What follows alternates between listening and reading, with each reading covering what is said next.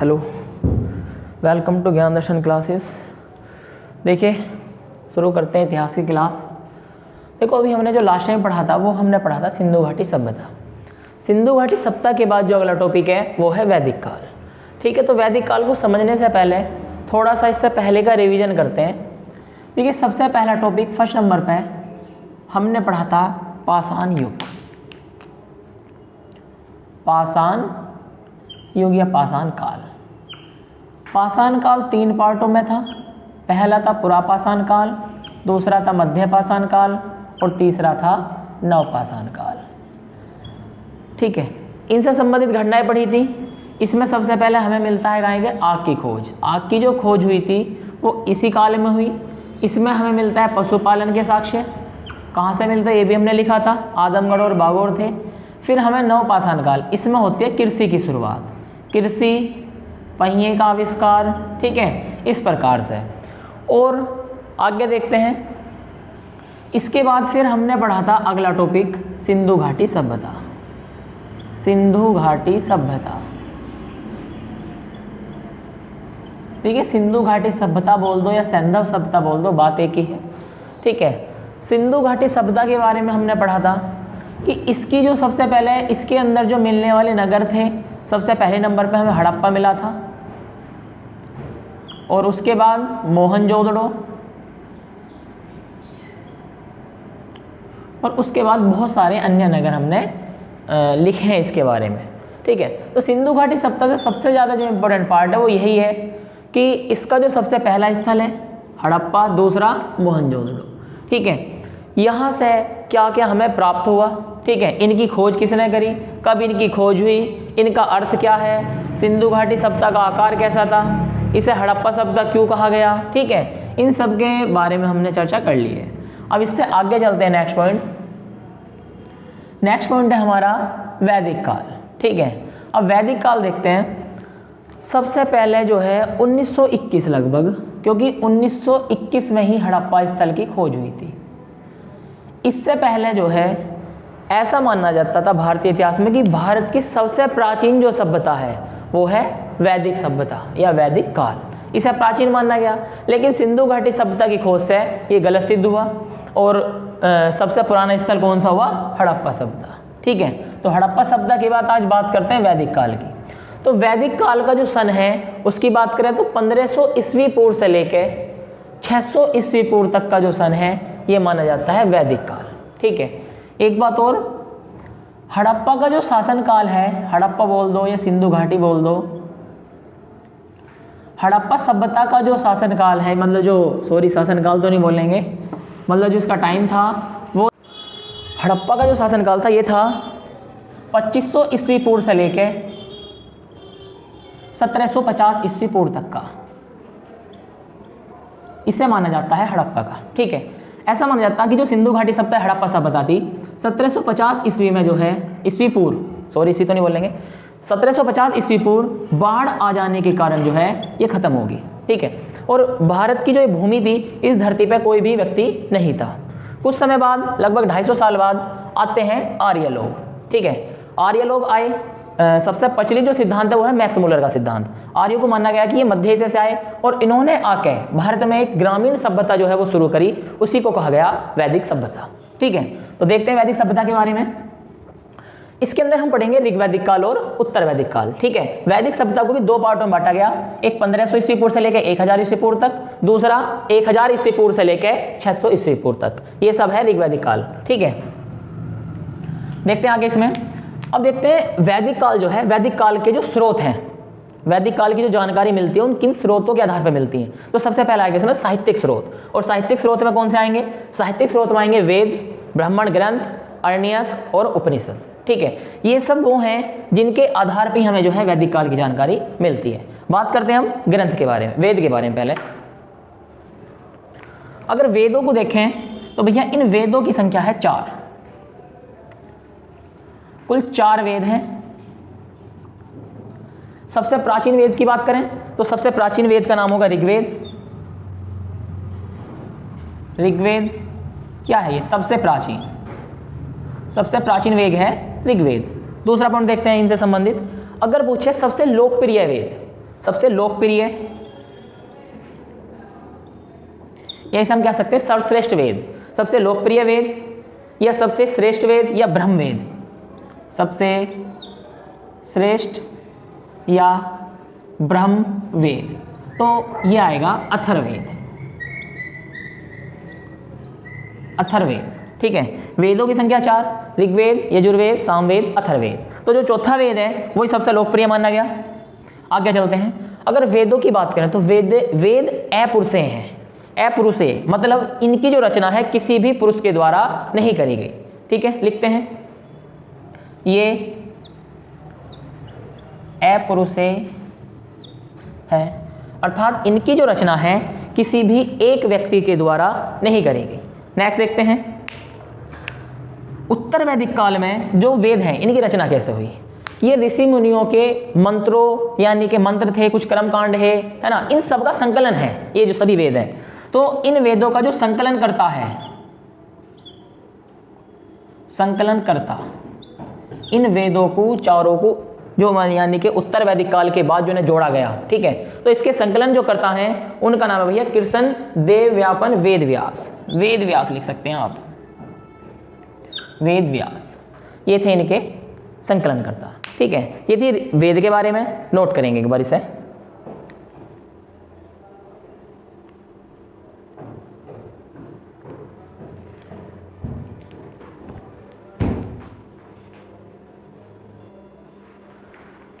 ठीक है, अभी नेक्स्ट चलते हैं। वेदों के बाद देखते हैं अब ब्राह्मण ग्रंथ। देखो जो वेद थे इनकी भाषा को सरल करने के लिए, ठीक है, जो गद्य में लिखे गए इन्हीं का ही गद्य रूपांतरण बोल सकते हैं हम, ठीक है। तो इसमें लिखेंगे ब्राह्मण ग्रंथ वे ग्रंथ हैं, यानी कि वेदों की जो है इनकी गद्य में व्याख्या की गई, ठीक है। इस गद्य को ही हम बोलते हैं ब्राह्मण ग्रंथ। और प्रत्येक वेद के अलग अलग ब्राह्मण ग्रंथ हैं। अरण्यक, अरण्यक की बात करते हैं, यानी कि अरण्यक का जो लिखेंगे इसमें, जो गुरु के समीप बैठकर, गुरु के समीप तो उपनिषद होंगे सॉरी, जो जंगल में लिखे गए, जो जंगल में लिखे गए इन्हीं वेदों पे उन्हें कहा गया अरण्यक, ठीक है। तो देखते हैं इसमें, वेदों पर जंगल में लिखे गए ग्रंथ क्या कहलाए, अरण्यक कहलाए। वेदों पर जंगल में, ठीक है जी, ये था अरण्यक। बात करते हैं उपनिषद। देखिए उपनिषद को वेदांत भी कहा जाता है, आप उपनिषद कह दो या कह दो वेदांत। अब यहाँ एक चीज़ हमें समझनी पड़ेगी, उपनिषद या वेदांत। देखिए दो वर्ड हैं, एक वेदांत, एक वेदांग, ठीक है। अगर वेदांग की बात करें तो वेदांत और वेदांग में अंतर होगा। वेदांग है 6, ठीक है, जबकि वेदांत क्या है, उपनिषद ही है, ठीक है। देखते हैं इन पे। उपनिषद का जो अर्थ है वो होता है, इसे मिटा देते हैं, उप जमा नी जमा सद, ये बनेगा उपनिषद। उप मतलब, उप का मतलब है गुरु के पास, ठीक है। उप जमा नी जमा सद, गुरु के पास शिष्य, नी का मतलब होगा शिष्य और पद का मतलब बैठना, यानी कि गुरु के समीप बैठ के जो रचना करी गई उन्हें कहा गया उपनिषद, ठीक है। प्रत्येक जो वेद हैं इन सब के उपनिषद हैं, लेकिन एक अपवाद है इसमें, उस अपवाद को नोट करेंगे।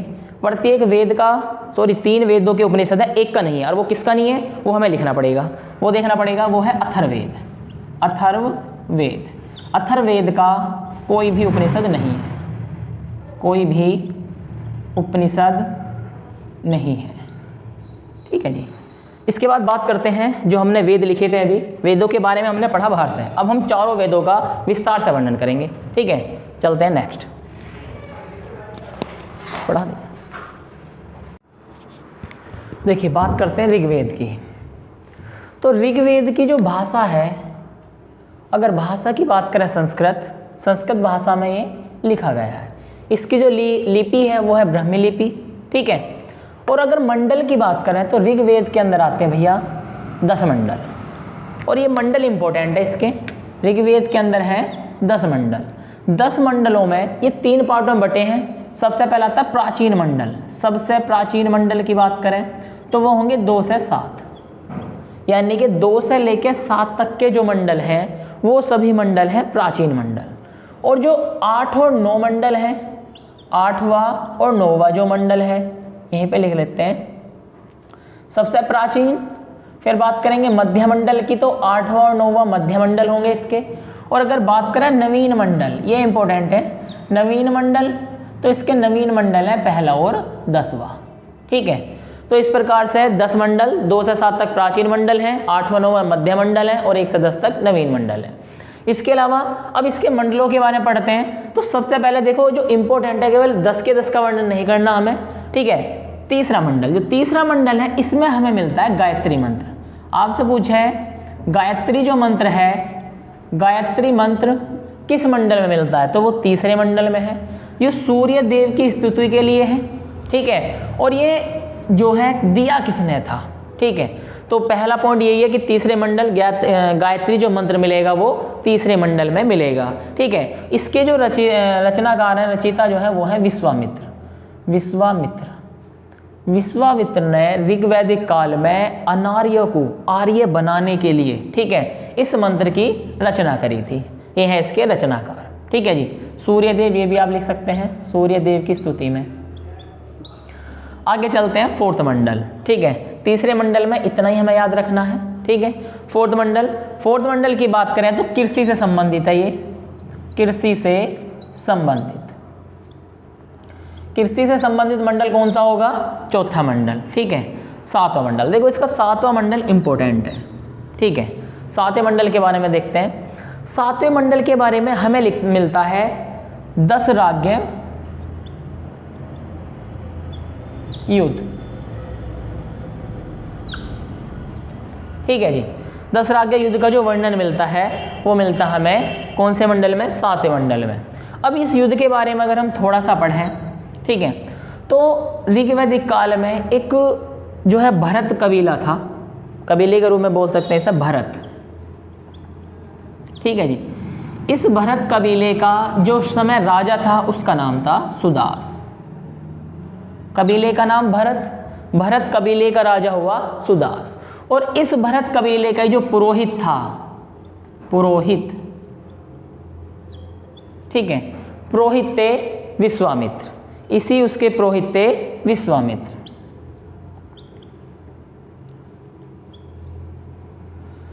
अब विश्वामित्र राजा उदास से नाराज होकर जो है ये कबीला छोड़कर चले गए।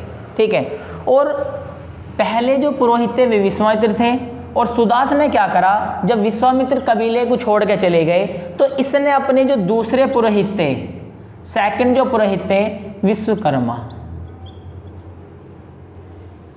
इन्हें अपना पुरोहित बना लिया।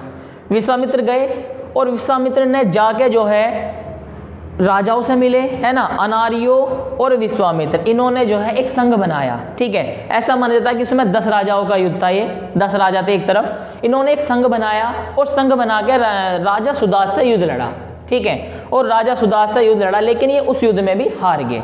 ठीक है, तो ये याद रखना बस, भरत कबीला था, उसके राजा सुदास थे, उनके पुरोहित विश्वामित्र थे, और विश्वामित्र जो है नाराज हो गया सुदास के यहाँ से चले गए। तो सुदास ने दूसरे जो पुरोहित थे विश्वकर्मा को अपने यहाँ रख लिया। वापस इन्होंने एक संघ बनाया विश्वामित्र ने, और जो है राजा सुदास के विरुद्ध एक युद्ध करा। इस युद्ध को हम जाना जाते हैं 10 राज्य युद्ध के नाम से। ठीक है, तो इस युद्ध का जो वर्णन मिलता है वो हमें 7वें मंडल में मिलता है। नेक्स्ट देखते हैं,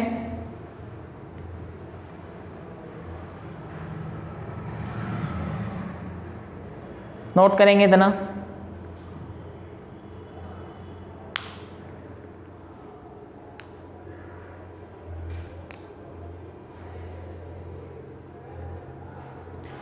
देखिए भाई 8वां मंडल, 8वें मंडल की बात करें तो जो 8वां मंडल है इसमें स्त्रियों की चर्चा की गई। ठीक है, तो इसमें लिखें कर्ण ऋषि से ये संबंधित है, कर्ण ऋषि से संबंधित, और इसमें मिलती है स्त्रियों की चर्चा।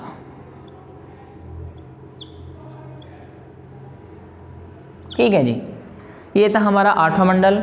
9वां मंडल जो है ये अंगिरा ऋषि को समर्पित है, अंगिरा ऋषि, और इसी में जो है वर्णन मिलता है सोमरस का।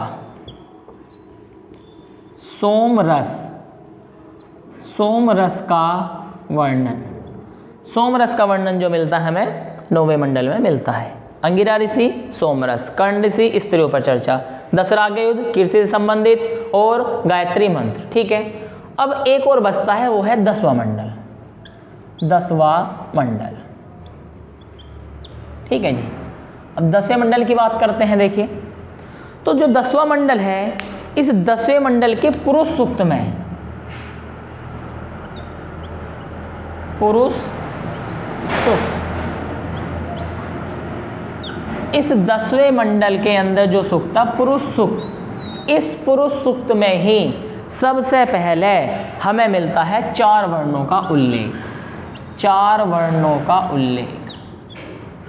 4 वर्ण कौन कौन से थे देखते हैं। ब्राह्मण, क्षत्रिय, वैश्य, और नंबर 4 शूद्र। इन 4 जातियों का, 4 वर्णों का जो सबसे पहले हमें उल्लेख मिलता है वो ऋग्वेद के 10वें मंडल में मिलता है, और 10वें मंडल के पुरुष सूक्त के अंदर होगा। ठीक है, इतना देखते हैं। इसके अलावा 10वें मंडल में और बहुत सारी चीज़ें मिलती हैं, और सूक्त हैं जिनमें कुछ चीज़ें मिली। ठीक है, उनका वर्णन करते हैं।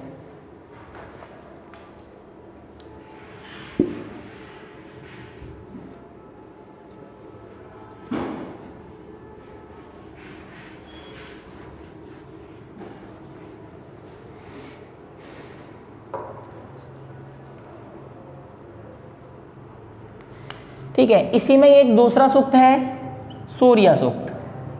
सूर्य सूक्त, और इस सूर्य सूक्त में ही विवाह संस्कार का उल्लेख मिलता है पहली बार। विवाह संस्कार, विवाह संस्कार का जो उल्लेख मिलेगा वो सूर्य सूक्त के अंदर है। ठीक है, और ये कहाँ, 10वें मंडल में है। आगे देखते हैं।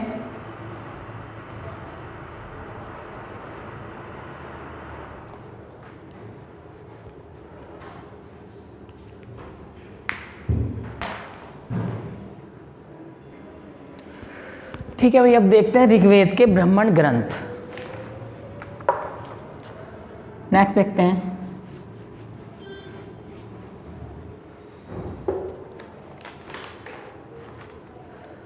नेक्स्ट पॉइंट है ऋग्वेद के ब्राह्मण ग्रंथ। ठीक है, तो ऋग्वेद के जो 2 ब्राह्मण ग्रंथ हैं, ठीक है, दोनों के बारे में विस्तार से चर्चा करेंगे। ठीक है, तो पहला है ऐत्रेय, और दूसरा है कौशितकी।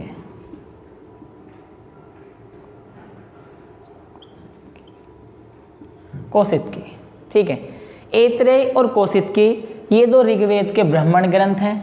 अगर आपसे क्वेश्चन पूछा जाए ऋग्वेद के अन्य ग्रंथ बताओ, ऋग्वेद के उपनिषद बताओ, तो वे दोनों जो हैं ये यही होंगे, ऐत्रेय और कौशितकी ही। ठीक है, अब पढ़ते हैं ऐत्रेय के बारे में, ऐत्रेय ब्राह्मण के बारे में। ऐत्रेय ब्राह्मण में हमें क्या क्या मिलता है। ठीक है, ये थोड़ा सा इंपॉर्टेंट है, देखते हैं। इसी के अंदर मिलता है राजा और राज्य की उत्पत्ति का सिद्धांत। राजा और राज्य की उत्पत्ति का सिद्धांत, ये कहाँ मिलेगा हमें? ये हमें मिलेगा ऐत्रेय ब्राह्मण में। इसके अलावा अगर और देखते हैं ऐत्रेय इसमें, तो इसी में कहा गया कि विभिन्न दिशाओं के अलग अलग राजा होते थे। यानी कि ऋग्वैदिक काल में अलग अलग दिशाओं के अलग अलग राजा होते थे। उन्हें क्या क्या कहा गया, इस बारे में भी देखेंगे।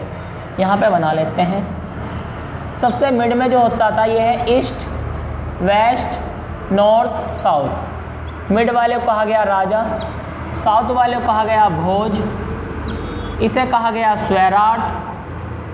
ठीक है, ईस्ट, वेस्ट, नॉर्थ, साउथ। ठीक है, इसे कहा गया सम्राट। और एक बचता है सम्राट भोज, सम्राट, स्वैराट, ऐसे याद करेंगे। ईस्ट वेस्ट, सम्राट, स्वैराट, ठीक है। नॉर्थ साउथ, विराट, भोज, और बीच का जो होता था वो कहलाता था राजा। तो चारों दिशाओं के अलग अलग राजा होते थे। कौन कौन से? ईस्ट के राजा को सम्राट बोला गया, वेस्ट के को स्वैराट, नॉर्थ को विराट और साउथ को भोज, और जो मिड में था वो राजा, ठीक है।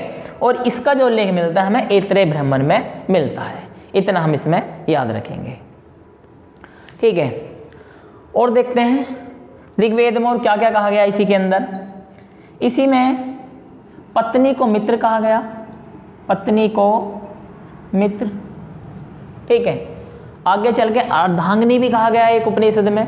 उपनिषद है शतपथ, इसका नहीं है, वो अलग है। पत्नी को मित्र कहा गया। इसके अतिरिक्त पुत्री को दुख देने वाला कहा गया, पुत्री को दुख देने वाला। तो ये सब जो घटना हमें मिलते हैं ये मिलते हैं ऐतरेय ब्राह्मण में, ठीक है। और ऐतरेय ब्राह्मण क्या है? ये है ऋग्वेद का ब्राह्मण ग्रंथ। नेक्स्ट देखते हैं लिखेतना। एक और इसी में समुद्र का भी उल्लेख मिलता है। समुद्र का उल्लेख कहाँ मिलता है? ब्राह्मण ग्रंथ में, ठीक है। एक इतना। नेक्स्ट देखते हैं, ठीक है भाई। नेक्स्ट देखते हैं ऋग्वेद के बारे में। तो ऋग्वेद में जो सबसे पवित्र नदी मानी गई, ऋग्वेद था, ऋग्वेद में सबसे पवित्र नदी, सबसे पवित्र नदी मानी गई है कौन सी? सरस्वती नदी। सरस्वती नदी को सबसे ज़्यादा पवित्र माना गया, ठीक है। और जो सबसे प्रमुख नदी थी, सबसे प्रमुख नदी ऋग्वेद में, वो माना गया सिंधु नदी को, ठीक है। इसके अलावा जो गंगा है, गंगा नदी या गंगा जो शब्द है इसका एक बार उल्लेख मिलता है, जबकि यमुना, कलिंदा नाम था इसका, कलिंदी, ठीक है, यमुना का 3 बार उल्लेख मिलता है, ठीक है। ये थे ऋग्वेद से संबंधित कुछ तथ्य, ठीक है। नेक्स्ट देखते हैं ऋग्वेद के बाद सामवेद। हाँ जी, नेक्स्ट देखते हैं सामवेद। तो सामवेद के बारे में पढ़ते हैं। सामवेद को माना गया संगीत का प्राचीनतम स्रोत। संगीत का जो प्राचीनतम स्रोत है वो सामवेद को माना गया, या इसे हम लिख सकते हैं संगीत का जनक, भारतीय संगीत का जनक, भारतीय संगीत का जनक, इसे माना गया सामवेद, ठीक है। सामवेद के अंदर ही जो संगीत के 7 स्वर हैं वो इसी के अंदर आते हैं। सा, सा रे गा मा, पा धा नी, सा, फिर वापस आ जाएगा। तो 1 2 3 4 5 6 7, ये 7 स्वर जो संगीत के हैं, ये सबसे पहले जो इनको उल्लेख मिलता है वो सामवेद में मिलता है, ठीक है। सेकंड पॉइंट है, सामवेद के जो मंत्रों का गायन करने वाला होता है उसे क्या कहा जाता है? उद्गाता, उद्गाता। अच्छा, एक बार तो देखेंगे ऋग्वेद, ऋग्वेद के मंत्रों के गायन करने वाले कहते हैं होता या होर्त, होर्त या होता, ठीक है, और इसे कहा जाता है उद्गाता। नेक्स्ट देखते हैं सामवेद के ब्राह्मण। इसके ब्राह्मण इंपॉर्टेंट है, तो इसके 2 ब्राह्मण हैं, आप इसे 25 कह दो, 25 या तांड्य या महाब्राह्मण, 25 तांड्य या महाब्राह्मण। दूसरा है षड्विश ब्राह्मण, ठीक है, ये तो इसके ब्राह्मण हुए। दूसरा इसके अर्ण्यक की बात करें, सामवेद के अर्ण्यक तो होंगे जैमिनीय और छांदोग्य, ठीक है। नेक्स्ट देखते हैं उपनिषद। तो सामवेद का जो छांदोग्य उपनिषद है ये सबसे प्राचीनतम उपनिषद है, उपनिषदों में सबसे प्राचीन है छांदोग्य उपनिषद, ये इंपॉर्टेंट है। और इसी के अंदर देवीपुत्र कृष्ण में उनके गुरु अंगिरस का जो है पहली बार उल्लेख मिलता है, ठीक है। तो ये था हमारा सामवेद से संबंधित। नेक्स्ट देखते हैं, देखिए भाई नेक्स्ट चलते हैं, नेक्स्ट देखते हैं यजुर्वेद के बारे में। तो सबसे पहले अगर यजुर्वेद की बात करें तो यजुर्वेद जो है इसे यज्ञवेद या कर्मकांडी वेद भी कहा जाता है, कर्मकांड वेद, ठीक है। क्यों कहा जाता है? क्योंकि यजुर्वेद के अंदर ही यज्ञों से संबंधित नियम, ठीक है, एवं अन्य धार्मिक जो कर्मकांड थे, है ना, उन सबसे संबंधित मंत्रों का जो उल्लेख मिलता है वो मिलता है हमें यजुर्वेद में, इसलिए इसी को कहा गया यज्ञवेद या कर्मकांडी वेद। आगे देखते हैं, जो यजुर्वेद के मंत्रों का उच्चारण करने वाला होता है उसे कहा जाता है अधर्वयु, ठीक है। याद रखेंगे ऋग्वेद का होत या होता, ठीक है, इसी प्रकार से सामवेद का और यजुर्वेद का, ये याद रखेंगे। दूसरी बात करते हैं आगे, यजुर्वेद जो है, यजुर्वेद के 2 पार्ट थे, इसे 2 भागों में बांटा गया, एक था शुक्ल यजुर्वेद और दूसरा था कृष्ण यजुर्वेद। शुक्ल यजुर्वेद और कृष्ण यजुर्वेद ये दोनों भाग हैं किसके? यजुर्वेद के। बात करते हैं ब्राह्मण ग्रंथों की, तो जो यजुर्वेद के जो ब्राह्मण ग्रंथ हैं वे भी ऐसी प्रकार से होंगे। शुक्ल यजुर्वेद का ब्राह्मण ग्रंथ है शतपथ ब्राह्मण, और जो कृष्ण यजुर्वेद है इसका ब्राह्मण ग्रंथ है तैतरेय ब्राह्मण, ठीक है। अब बात करते हैं शतपथ ब्राह्मण की, क्योंकि शतपथ ब्राह्मण से हमें बहुत सारी चीज़ों का पता चलता है, ठीक है। तो सबसे इंपॉर्टेंट है इसमें शतपथ ब्राह्मण, ठीक है। देखते हैं शतपथ ब्राह्मण को क्या क्या कहा जावे है। तो पहला पॉइंट है कि शतपथ ब्राह्मण को जो है इसे कहा जावे भैया लघु वेद भी, ठीक है। ये सबसे प्राचीन और सबसे बड़ा है, सबसे प्राचीन व सबसे बड़ा। ध्यान देंगे ये ब्राह्मण है, उपनिषद नहीं है। पीछे छंदोग्य उपनिषद बताया था कि वो सबसे प्राचीन है, और यहां बताएगा शतपथ ब्राह्मण, ये शतपथ ब्राह्मण सबसे प्राचीन है, ठीक है, ब्राह्मणों में वह सबसे बड़ा है, इसलिए इसे जो है लघु वेद, इसे लघु वेद भी कहा जाता है, लघु वेद भी कहा गया किसे, शतपथ ब्राह्मण को। देखते हैं इसके जो लेखक हैं, इसके लेखक वह याज्ञवल्क्य, ये इसके लेखक हैं, ठीक है। अब देखते हैं इसमें हमें किस किस चीज का पता चलता है, ठीक है। इससे संबंधित काफी कुछ इंपॉर्टेंट है। जैसे बात करें, पहली है भरत व दुष्यंत की जो कथा है, भरत दुष्यंत, वैसे दुष्यंत और शकुंतला की प्रेम कथा है, मतलब भरत और दुष्यंत का जो उल्लेख मिलता है वो इसी के अंदर मिलता है, किसी के अंदर, शतपथ ब्राह्मण में भरत और दुष्यंत का उल्लेख यानी कि कथा। दूसरा है जल प्लावन की कथा, जल प्लावन, जल प्लावन की कथा। ये जल प्लावन की कथा क्या है, आप लोगों ने पढ़ा होगा, हिंदी में आता जाता है साहित्य में, कि धरती का अंत हो गया था और अंत होने के बाद इस धरती पे बचे थे मनु, नाम आता है एक मनु, ठीक है, मनुस्मृति भी है ना, उनसे पुनः जो है इस संसार की उत्पत्ति हुई। ये जो कहानी जो मिलती है इसे कहा जाए जल प्लावन की कथा, मनु और ईरा की कहानी, ईरा है वो, ठीक है। देखते हैं नेक्स्ट। अब बात करते हैं तैतरेयी ब्राह्मण की, तैतरेयी ब्राह्मण जो दूसरा है, जो कृष्ण यजुर्वेद का पार्ट है, तैतरेयी ब्राह्मण। तैतरेयी ब्राह्मण से हमें क्या क्या पता चलता है, तो ध्यान देंगे, इससे हमें 5 प्रकार के यज्ञ और 3 प्रकार के ऋणों का पता चलता है, बस इसमें इतना याद रखेंगे। इसमें मिलता है 5 महायज्ञ और 3 ऋण, इनका जो उल्लेख मिलता है, पता चलता है, वो मिलता है तैतरेयी ब्राह्मण में। नेक्स्ट देखते हैं इसके अन्य हैं इसी प्रकार से।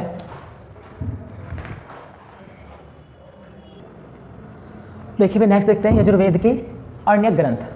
तो यजुर्वेद के जो अर्ण्यक ग्रंथ हैं उनमें है शतपथ अर्ण्यक, बृहदारण्यक और तैतरेयी अर्ण्यक, ये 3 हैं यजुर्वेद के अर्ण्यक ग्रंथ, ठीक है भाई। नेक्स्ट देखते हैं, इधर आते हैं अब, अगला है उपनिषद। उपनिषद मतलब यजुर्वेद के उपनिषद। देखते हैं सबसे पहला जो यजुर्वेद का उपनिषद है वो है बृहदारण्यक उपनिषद, बृहदारण्यक उपनिषद, ये है बृहदारण्यक उपनिषद। इसी में ही हमें इस श्लोक का मतलब पता चलता है, अस्तोमा सद्गम्य तमसोमा ज्योतिगम्य, ठीक है। सबसे पहले जो श्लोक है, इस श्लोक का जो हमें पता चलता है वो चलता है बृहदारण्यक उपनिषद में, मतलब यजुर्वेद के। दूसरा इसी के अंदर हमें पता चलता है याज्ञवल्क्य एवं गार्गी संवाद। देखिए ये उत्तर वैदिक काल, उसकी जो है ये महिला थी, जो एक शिक्षित महिला थी, ठीक है, उन्हीं में नाम आता है गार्गी थी, ठीक है, 1-2 और हैं इसी में। तो याज्ञवल्क्य एवं गार्गी का जो संवाद हमें मिलता है वो मिलता है बृहदारण्यक उपनिषद के अंदर ही। इसके बाद देखते हैं तैतरेयी उपनिषद। तो बात कर रहे थे तैतरेयी उपनिषद। तो तैतरेयी उपनिषद में देखो इसमें मिलता है सदा सत्य बोलो, सदा सत्य बोलो, जो हमें ये वर्ड मिलता है, जो ये वाक्य मिलता है, ये मिलता है हमें तैतरेयी उपनिषद में। अतिथि देवो भव, खूब अन्न उपजाओ, ये 3 तथ्य हैं, 3 वाक्य हैं। इन तीनों वाक्यों का हमें जो पता चलता है वो चलता है तैतरेयी उपनिषद से।